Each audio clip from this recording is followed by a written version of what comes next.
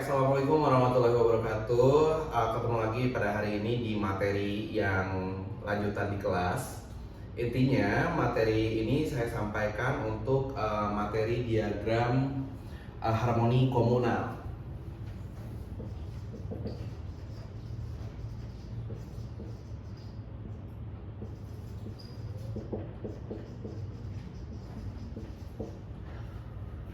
Kenapa diagram harmoni komunal ini harus kita pelajari?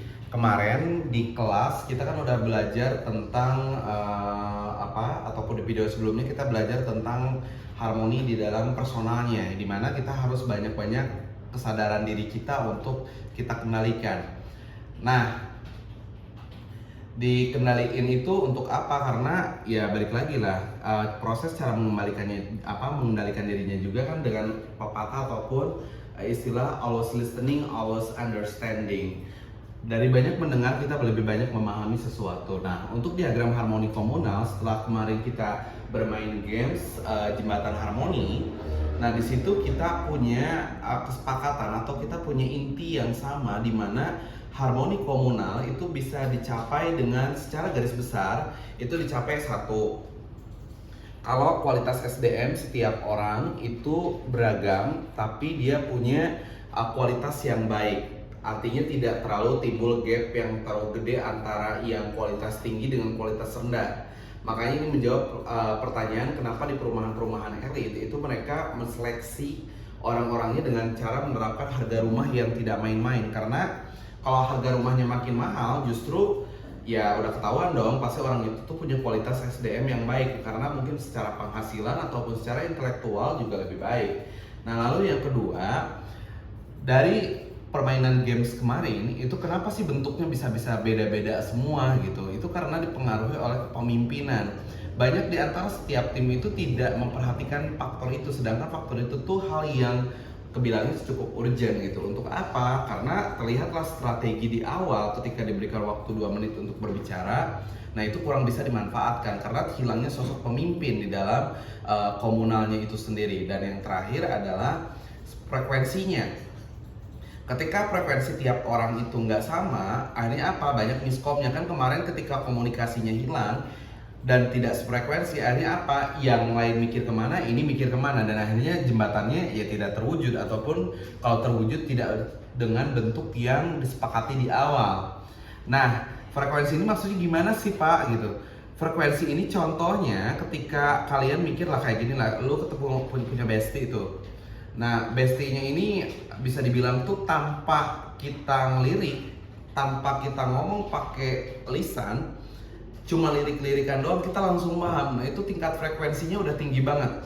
Kalau udah tinggi seperti itu tandanya apa? Bahwa secara komunal itu orang itu sudah memiliki kesamaan visi yang baik. Nah, kesamaan visi itu kayak gimana sih maksudnya? Jadinya kita tuh deal terhadap suatu prinsip. Contoh kalau kita nganggap lingkungan ini baik, oh ketika ini bersih, ketika lingkungan ini asik atau apa, nah itu kita kriteriakan sebagai kesamaan visi. Namun sayangnya setiap komunal ternyata ini punya kriteria khusus. Nah, komunal terkecil di dalam negara ini dikenal sebagai komunal keluarga. Komunal keluarga itu komunal terkecil. Kenapa terkecil? Karena pemimpin ada, kualitas SDM jelas dong. Ketika memilih pasangan kita menentukan dengan standar kualitas SDM kita.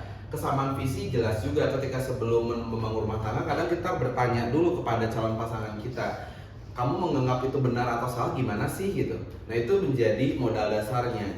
Tapi ternyata untuk membangun keluarga yang harmonis itu butuh 2 standar tambahan. Standar pertama itu dikenal sebagai finansial yang baik.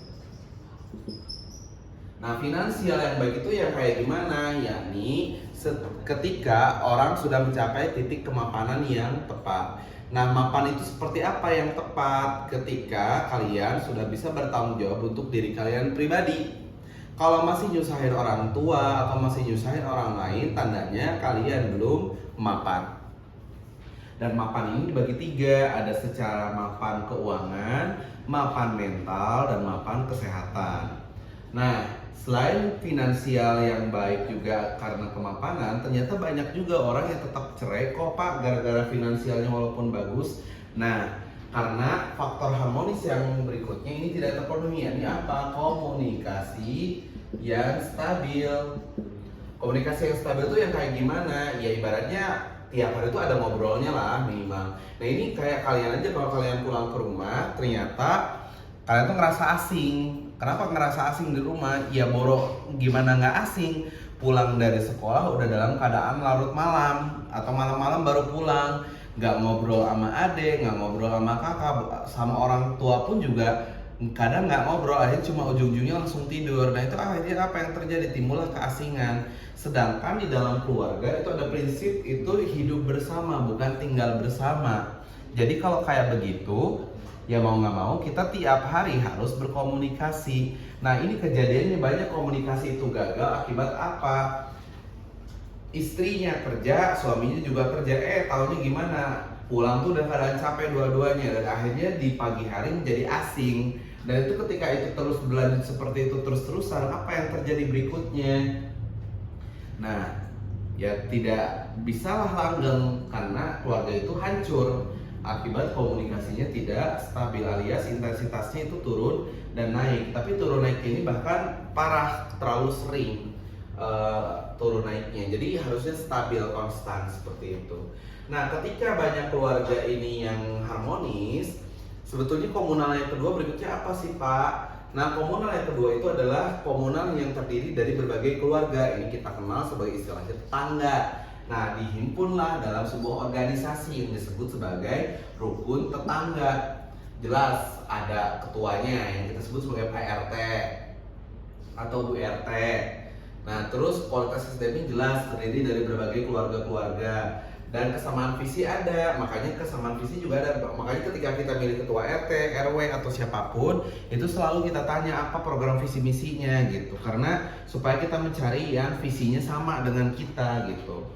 Nah, RT, kumpulan RT-RT ini juga disebut sebagai organisasinya sebagai RW. Dari RW masuk lagi ke kelurahan atau desa. Masuk lagi yang berikutnya ke kecamatan. Dari kecamatan masuk lagi ke kabupaten atau kota. Nah, sampailah ke provinsi. Nah, komunal ini disebut sebagai komunal masyarakat. Jadi kalau kalian mikir masyarakat itu yang mana sih? Yaitu masyarakat itu ya dari skup RT sampai provinsi, itu disebut masyarakat. Dan disebut juga sebagai publik. Jadi kalau ngomong-ngomong publik itu siapa? Ini masyarakat ini yang disebut sebagai publik.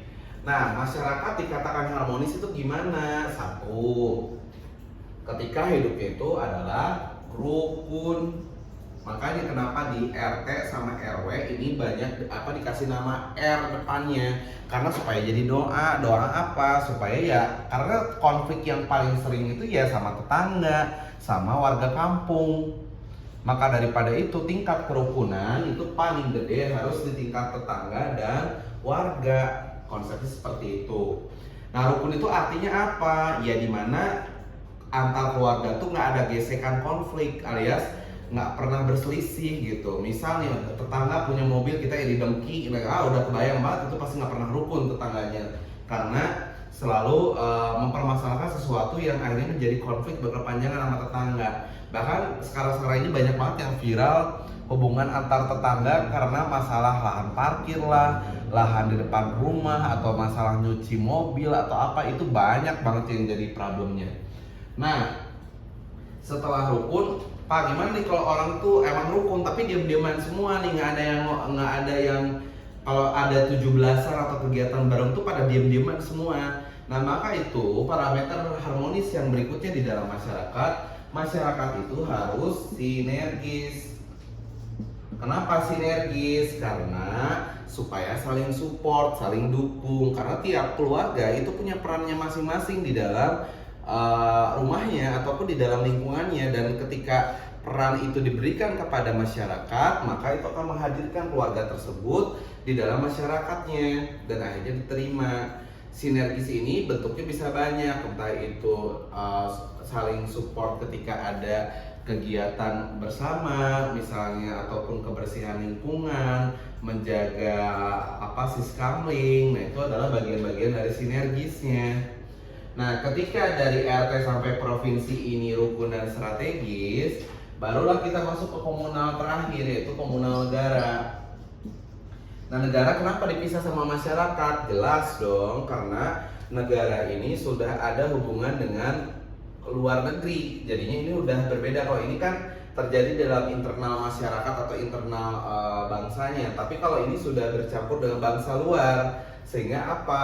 Parameter keharmonisannya juga berbeda dan dia skupnya jadi lebih besar.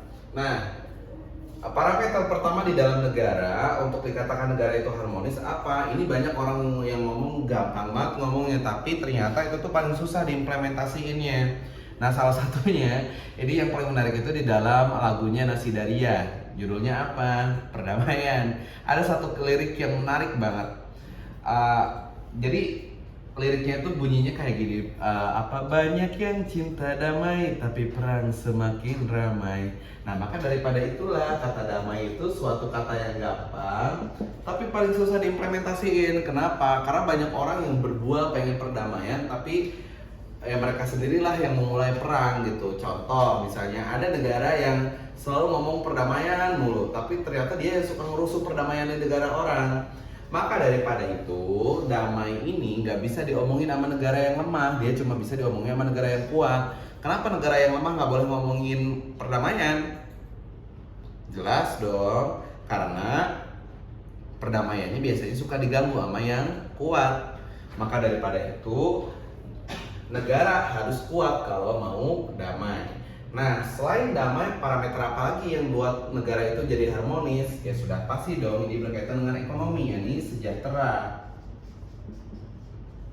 Banyak demo-demo kemarin itu dipicu karena tingkat kesejahteraan yang rendah, ditambah lagi banyak orang yang mulai sulit. Emang sejahtera itu seperti apa sih bentuknya? Sejahtera di Indonesia ini dilambangkan dengan lambangnya di sila kelima, yakni padi dan kapas. Ketika masyarakat perutnya terpenuhi dan pakaiannya layak, itu sudah dikatakan sejahtera. Tapi realitanya masih banyak orang di Indonesia ini masih dikatakan prasejahtera. Kenapa? Karena untuk makan pun juga ada yang masih mikir. Bahkan banyak juga orang yang menggunakan pakaian-pakaian yang belum layak juga ataupun tidak layak, dan itu membuat negara banyak dalam kondisi yang tidak stabil ataupun tidak harmonis.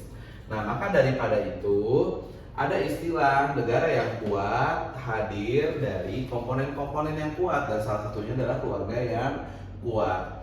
Dan 6 syarat keharmonisan yang ada di komunal ini semuanya diikat dan bisa terwujud apabila semua pihak itu taat terhadap hukum. Taat hukumnya kayak gimana sih? Ya, hukum di sini adalah cuma membahas hak dan kewajiban.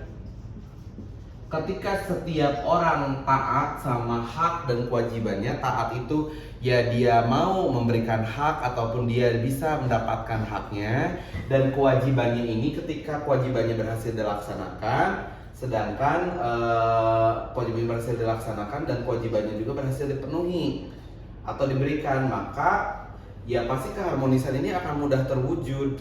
Contoh di dalam rumah, orang tua kita minta kita belajar karena itu katanya adalah kewajiban kita untuk selalu belajar. Nah, itu menjadi kewajiban dan hak, itu menjadi haknya orang tua kita untuk melihat prestasi kita ataupun hasil belajar kita. Nah, tapi orang tua juga punya kewajiban untuk memberikan kita makan, memberikan kita seragam ataupun uang bekal ataupun uang transport dan yang lain-lain. Dan itu menjadi hak kita. Nah, itu kalau di keluarga. Kalau di masyarakat gimana? Kalau di masyarakat apalagi? Misal keluarga kita punya hak untuk dapat lingkungan yang aman dan tenang. Nah, maka itu menjadi kewajiban tetangga kita ataupun lingkungan-lingkungan sekeliling kita. Nah, tapi hal tersebut juga sama, itu menjadi kewajiban kita karena tetangga kita juga ya sama, pengen aman, pengen tenang juga gitu. Nggak mau ada sound horeng atau sound apa gitu. Kalau yang bisa karaokean sampai jam 11 malam, oh udah jelas itu memancing keributan berikutnya gitu.